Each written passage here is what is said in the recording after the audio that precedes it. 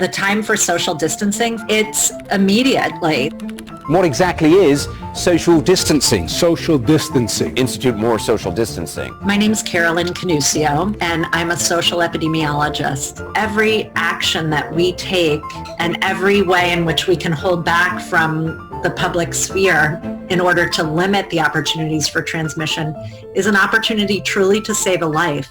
I'm wondering if there are just one or two concrete pieces of advice you would want people to follow. I think our lives should look radically different right now than they normally do. I would say limit your face-to-face interactions, work remotely whenever possible, no handshakes, no high fives, no hugs outside the home, stand 6 feet or more away from any person you're encountering in a public space, and severely restrict your travel from city to city, limiting that to truly urgent matters, and limit your engagement in the public sphere. Don't attend group gatherings, don't go to the theater, don't go to sporting events. What we're trying to prevent is contact with droplets when people sneeze, cough, or spit.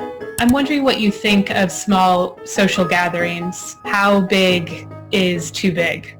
You will get different answers from different people about this, and I tend to be more conservative. One of my sons said to me, "Mom, if we're quarantined, at least we can still have dinner parties, right?" And I said, "No, Gabriel, that's the antithesis of what quarantine is about. We have to minimize our contact with others." I would say that's the general rule. Limit it to what's necessary. Do you recommend that people go outside even if they have limited contact with people? So what I've been doing is trying to wake up at a very early hour and go, usually, or to go in very unpopulated places and walk in the woods. I'm wondering what you think about taking flights.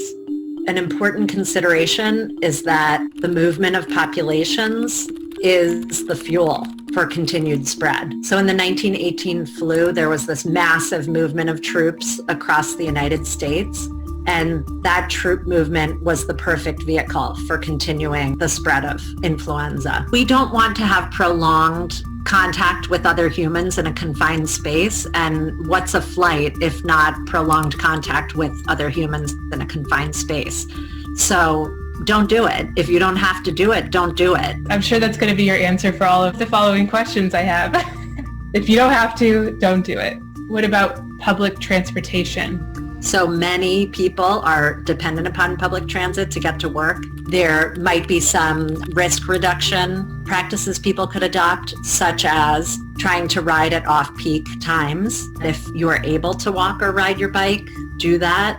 It probably is safer from an infection perspective to drive one's own car rather than to use public transit, but every public health person hates saying that. How should we approach caring for elderly or at-risk neighbors or people in our community who might need help? If people have been living with an elderly family member, they should reduce radically their contact with the outside world, especially the primary caregiver. That's ultra important. For elders who are able to take care of their own activities of daily living, like my mom lives independently, she's taking the CDC advice very seriously to stay at home. And we also make a point to call her multiple times throughout the day. My daughter in the evening will read a story to my mom. My mom will read a story to her. We play games together over Google Hangouts. We really want to have ways to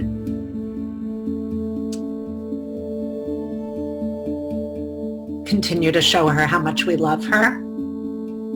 And when will this end? When will we know that we can stop social distancing? I can't give you a date when it will end. It would be good if we could have that date because it would be reassuring to people to know that this won't last forever. And it won't last forever, but it's probably going to be an uncomfortably long period of time.